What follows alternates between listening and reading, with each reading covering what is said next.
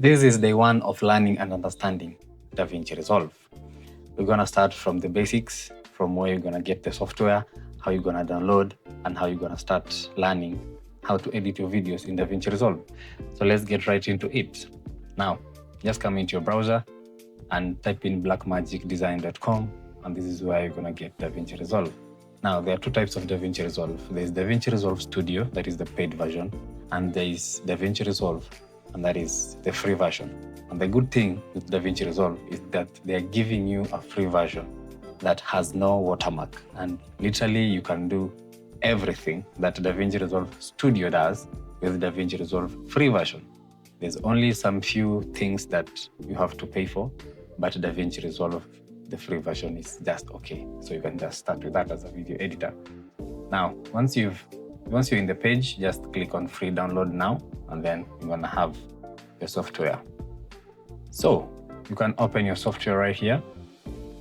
This is how the interface looks like. And this is where you can import your media. So number one, basically, we have pages. Davinci Resolve has pages. There's the media page, the cut page, the edit page, the fusion page, the color page, the fairlight page, and the export/deliver page, okay? So with Davinci Resolve, you get everything in one. When you click here, right-click here, import media, right here. You see? Import media, which the shortcut is Control-I.